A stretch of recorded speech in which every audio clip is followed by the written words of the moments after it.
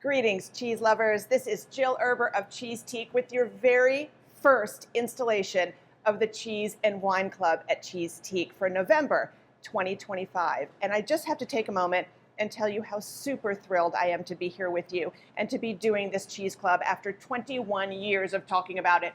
I'd say it's about time. So we're going to jump right in and talk about our three beautiful cheeses and our beautiful wine, all of which come from the amazing cheese and wine nation of Spain. Now, I chose Spain because that happens to be the first online class that I ever taught back in the year 2020. So I thought this would be a wonderful full circle moment of focusing on Spain as well for our first ever cheese and wine club. So we have three cheeses from Spain, and I picked some that are classic favorites here at Cheesetique, but also a couple that are a little bit more unique that we don't have all the time. So this will be fun for those of you who are regulars, but also for those of you, this is your first time trying these cheeses. So the first is we have a goat, a cow, and a sheep. So we're mixing up the milks here as well. So our first cheese is a cheese called Garrotxa. Garrotxa is a really ancient, traditional Spanish cheese made from 100% goat's milk. And I love this. In fact, now that I'm looking at all of these cheeses, they all have something else in common, which is a really cool styled rind. And I didn't do that on purpose, but I'm loving the aesthetic of this board for that reason.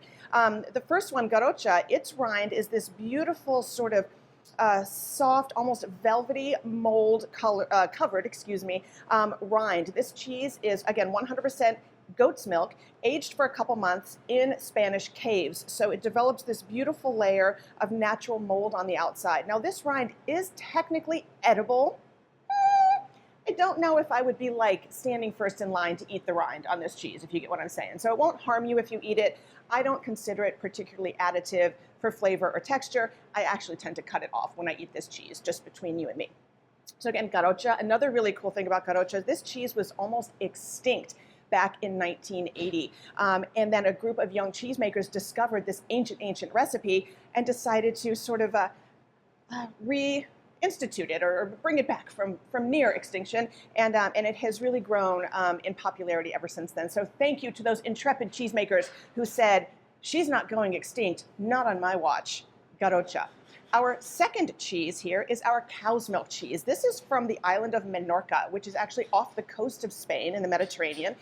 This is 100% cow's milk. It is a gorgeous sort of tender, very supple cow's milk cheese, relatively high in moisture. It's aged for about the same time as our Garrotxa. So you're going to find kind of some similar texture components there. The rind on this is traditionally rubbed in paprika, which is why it has this gorgeous red rind. Again, sort of cool rinds with all three of these cheeses. And again, aged for about the same period of time. This one is going to be really mild and sort of fresh cream tasting. Absolutely outstanding and great for cheese beginners. In fact, now that I think about it, all three of these are really great for cheese beginners. Nobody is not going to love all three of these. Our third cheese here is one of the most beloved and popular cheeses here at Cheesetique. This is a cheese called young Manchego. Manchego can always be identified by this basket weave rind on the outside. Again, super cool rind. And it was actually aged in baskets, and so it gets this imprint, which is really, really cool. Again, not necessarily rind that I would eat. You can eat the one on the Mahón here. I don't know if I would eat the one on Manchego. Again, it's not going to harm you, but it's not going to be particularly awesome in flavor.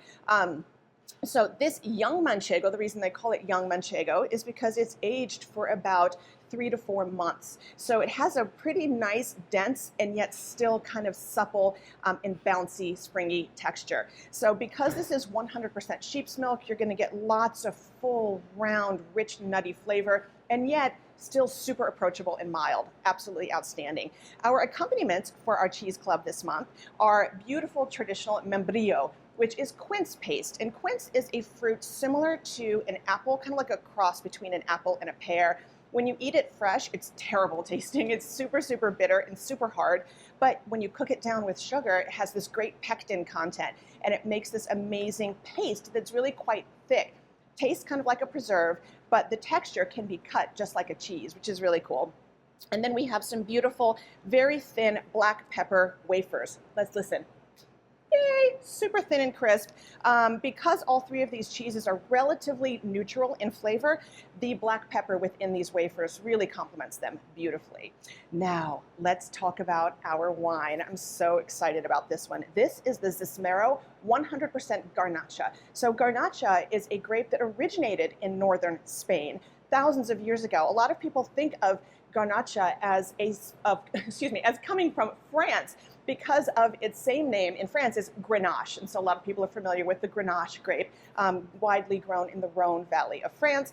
It actually originated in Spain, not in France, and it's called Garnacha. Garnacha is famous for its full fruit, ripe flavors, but it's still a beautiful kind of earthiness and a little bit of spice. So one thing I love about this Zismero, down on the bottom, it says Locos por el vino, which is crazy for the wine, which I absolutely love. This wine is going to give you a beautiful fruit.